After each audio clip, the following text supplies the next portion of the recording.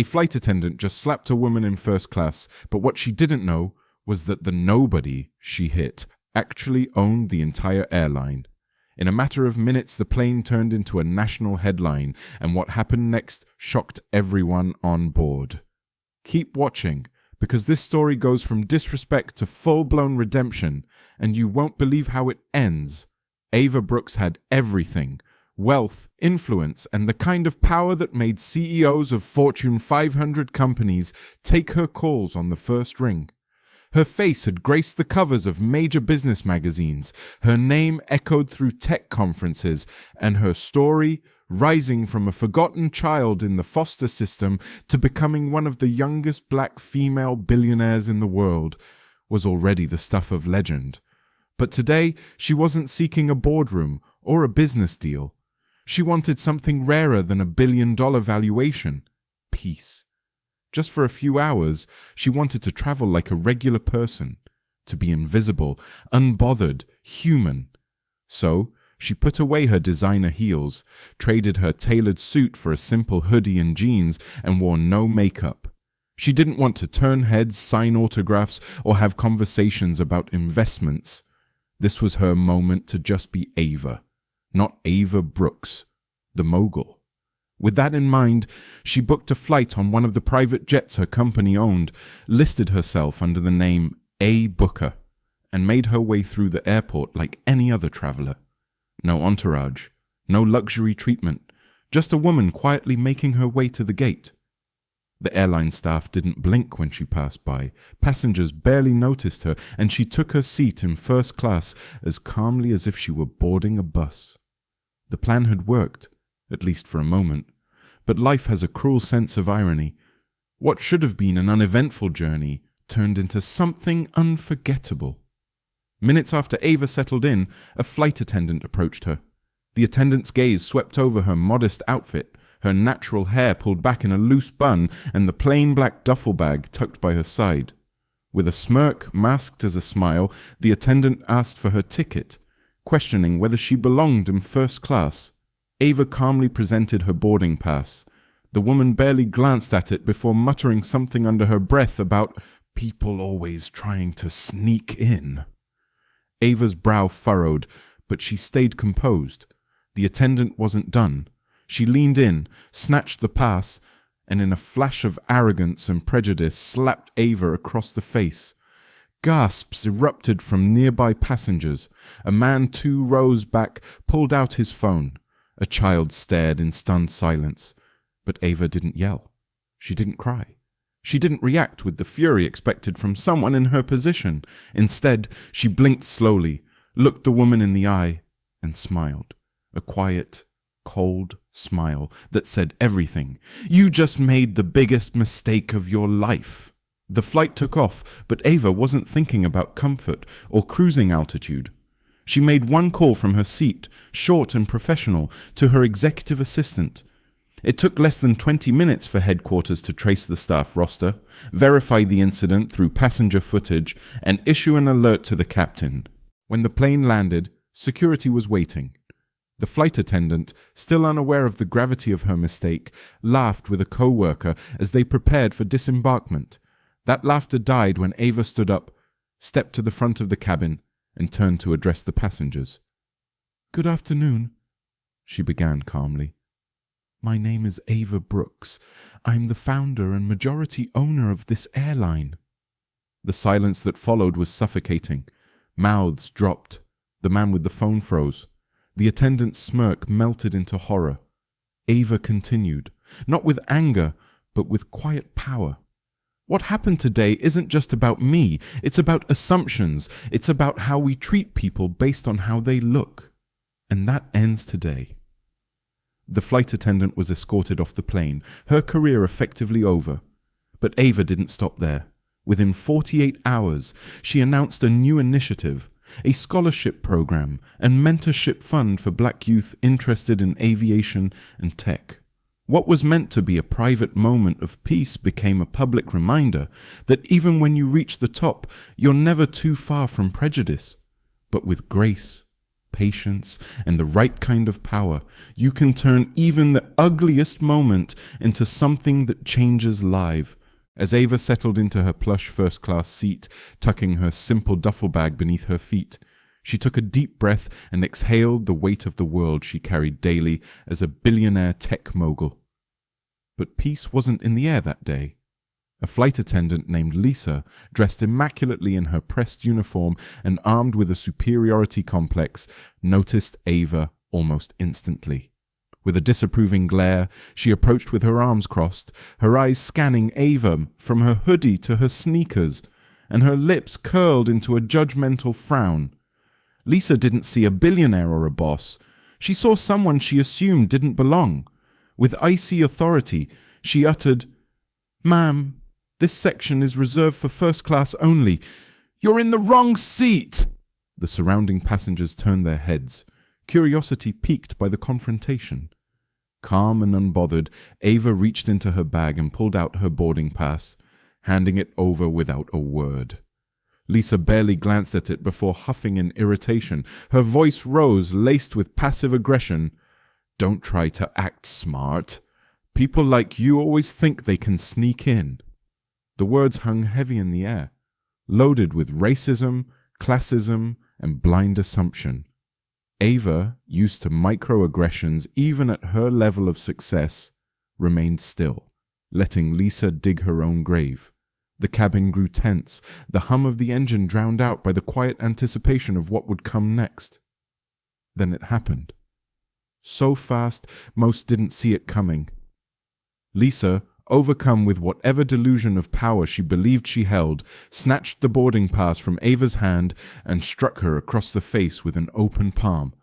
A sharp gasp spread through the cabin like wildfire. The man 2 rows up dropped his phone in shock. A couple in the aisle clutched each other. One woman whispered, "Did she just—" But Ava didn't flinch. Her head turned slightly from the impact, but her expression remained calm. She slowly looked back at Lisa, her eyes piercing, yet composed, and then she smiled. Not a nervous smile, not one of submission or defeat, but the kind of smile that sends chills down your spine. It was the smile of someone who held every card in the deck, watching the person across from them foolishly think they were winning the game. Lisa stepped back, suddenly uncertain. The power dynamic had shifted, and though she didn't know why, she could feel it in the air.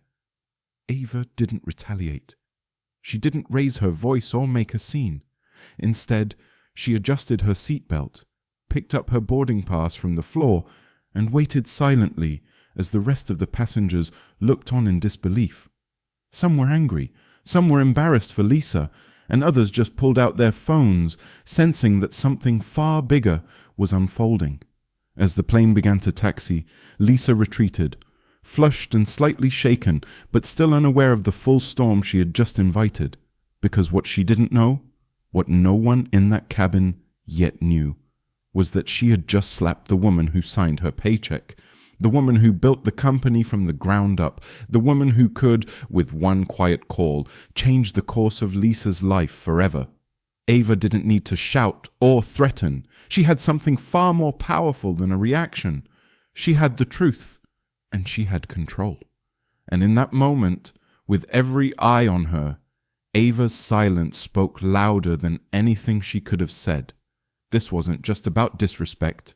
It was about a world that still judged black women by the color of their skin and the clothes on their backs. But Ava wasn't just any woman. She was the woman. And Lisa had just made the most catastrophic mistake of her life. The hum of the engines had barely settled into a steady rhythm when Ava, sitting silently with her cheek still faintly stinging, reached for her phone. Without drawing attention, she opened a secure line and placed a brief, calm call to her executive assistant. There was no anger in her voice, no need for dramatic explanation, just a few clear words and the name Lisa. On the other end, her assistant didn't ask questions. She knew what to do. Back at corporate headquarters, systems were activated, personnel records pulled, and within 15 minutes, Lisa's employee profile was flagged with a red priority tag. The wheels of accountability were already in motion, and Ava hadn't even finished her sparkling water. As the jet soared through the skies, cruising above the clouds, the atmosphere in the cabin remained oddly tense. The other passengers sensed something wasn't right. Lisa, now back at her station, tried to carry on as though nothing had happened. But the whispers, the stares, and the silent footage being recorded on phones told a different story. She avoided eye contact with Ava, but kept glancing nervously down the aisle. The crew exchanged subtle glances too, clearly aware that something was unraveling. When the pilot received the notification from corporate to expect ground security at the next destination, he didn't ask for clarification. He simply confirmed and continued the flight. As the plane descended, Lisa noticed security vehicles waiting on the tarmac. Her smile faltered, her steps slowed, but it wasn't until Ava rose from her seat, turned to face the passengers, and calmly addressed the cabin that the full weight of the situation came crashing down. "To everyone here," Ava said, her voice steady and clear, "I apologize for the disruption. I'm Ava Brooks, and I own this airline." The reaction was instant. Gasps echoed, phones tilted up to record, and heads whipped toward her. Passengers who had silently watched the earlier incident now looked between Ava and Lisa with wide eyes, realization dawning like a lightning strike. The flight crew stiffened. Lisa didn't move. She stared at Ava, face drained of color, lips parted in disbelief. Her legs trembled, and she instinctively reached for the nearest wall to steady herself. The power dynamic had completely inverted. She was no longer the authority figure in the cabin. She was the cautionary tale unfolding in real time. The very person she had demeaned, humiliated, and physically assaulted wasn't just a passenger. She was the owner, the boss, the woman who now held Lisa's fate in her hands. Security officers stepped onto the plane moments after landing, their expressions neutral but purposeful. They moved past rows of shocked passengers and stopped beside Lisa. She tried to speak, maybe to explain, maybe to beg, but no words came out. Her career, her reputation, even her dignity had evaporated the moment her hand struck Ava's face. There was no saving this. She was escorted off the plane without fanfare, her eyes darting between passengers who avoided her gaze and phones that captured every moment. Ava didn't gloat. She didn't smirk or look triumphant. She simply sat back down, crossed her legs, and looked out the window as if nothing unusual had occurred. That was her strength, not just her power or her status, but her composure in the face of cruelty. She had turned a moment of personal violation into a quiet, undeniable assertion of justice.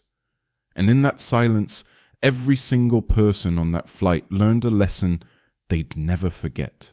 Never judge by appearances, and never ever underestimate who you're talking to. Ava could have taken the legal route. She had every right to press charges: assault, defamation, workplace misconduct. The list was long. But she didn't. Instead, she did something far more powerful.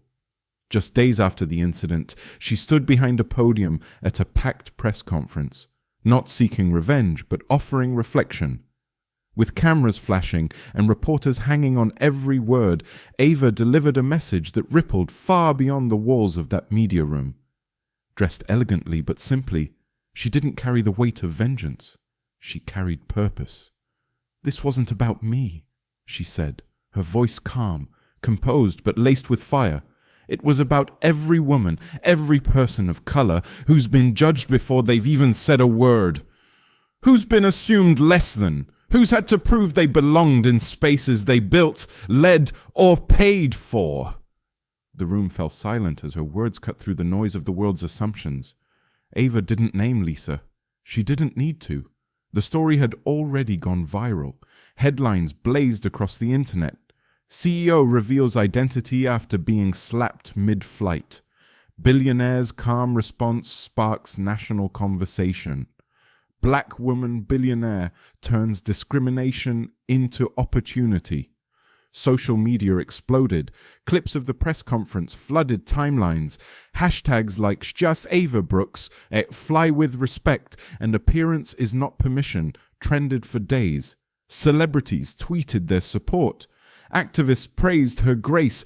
People across the globe, especially young black girls, saw themselves in Ava and felt, maybe for the first time, that they could be powerful too. But Ava wasn't done. In the same breath that she forgave, she built. She announced the launch of the Brooks Foundation for Flight and Future, a multi-million-dollar initiative focused on empowering underprivileged black youth to pursue careers in aviation and technology, scholarships, mentorships, internships, and early exposure programs, all designed to break the cycle of exclusion and bias. "We're not just reacting," she said. "We're rewriting the rules." The Foundation's message was simple. If the world won't open doors for us, we'll build our own and fly through them. Lisa, meanwhile, lost her job and disappeared from the headlines. But Ava didn't let the story die there. She used it as fuel, not to punish, but to uplift. In classrooms, in community centers, in hangars where students touched the controls of a plane for the first time, Ava's story echoed. She had turned a moment of humiliation into a movement. Not by yelling, not by suing, but by standing tall, speaking truth, and creating opportunity for those who came after her. What started as a slap became a spark, and Ava Brooks, as always, turned it into something the world couldn't ignore. Ava Brooks didn't just walk away from an insult. She rose above it, and in doing so, she turned a moment of personal disrespect into a national conversation and ultimately a global movement. What started as a routine flight ended with a powerful lesson the world needed to hear: that true strength isn't always loud, but it is undeniable. Ava's story is proof that dignity, when paired with purpose, can transform even the ugliest encounters into instruments of real change. As she stepped off that plane, silent and composed, and later stood in front of cameras not to retaliate but to educate, she reminded us all that leadership isn't about status, it's about action. She didn't shout, she didn't press charges, and she didn't need to drag anyone publicly. Her presence, her words, and her resolve spoke louder than any courtroom could. Instead of focusing on punishment, Ava focused on progress. Her new foundation became a beacon for those who'd been overlooked or underestimated, especially young black boys and girls who needed to see someone like them not only survive in a biased system, but thrive. Ava's calm response shook the world, not because it was dramatic, but because it was graceful. It reminded us of a truth we often forget in our rush to judge others. Success has no uniform. Wealth doesn't always announce itself with diamonds or designer clothes. Power doesn't have to shout. Ava could have fired Lisa on the spot, humiliated her the way she was humiliated, but instead, she showed the world that respect isn't a reaction, it's a standard. And that's the lesson for all of us. Never judge a book by its cover. That person in line behind you at the store, the woman sitting quietly on the plane, the man driving the cab, you don't know their story. You don't know their struggle, their triumph, their truth. The next person you ignore, insult, or underestimate might be the one signing your check, might be the one who built the system you work in, might own the very ground you're standing on, and when you realize it, it'll be too late, just like it was for Lisa. But this isn't just Lisa's story, it's a wake-up call for everyone. Because Ava Brooks could have been anyone, and the way you treat people when you think they're no one says everything about who you are. Scene fades to Ava walking confidently toward her sleek private jet, the sun catching the edge of her sunglasses, her stride full of quiet power. And if this story moved you even a little, hit that like button. It tells the algorithm and the world that respect still matters. Drop a briefcase in the comments if you believe in power through humility, and don't forget to subscribe for more real, jaw-dropping stories just like this, because next week We're diving into the unbelievable journey of a janitor who ended up owning the entire company he cleaned. Trust me, you won't want to miss it. End screen. Background music fades, subscribe button glows softly, and 2 suggested videos pop up beside it.